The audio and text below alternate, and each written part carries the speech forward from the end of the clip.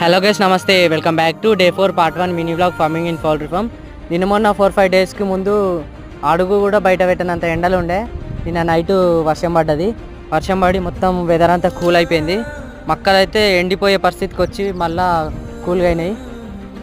కొన్ని వాటర్తో వారబెట్టే పరిస్థితి ఈ యొక్క తడి అయితే వెళ్ళింది వర్షంతో.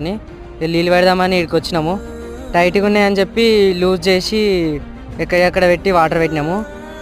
ఎట్లయినా ఇటు జరపాల్సి వస్తుందని చెప్పి ఉనక గుమ్మరిచ్చి ఇది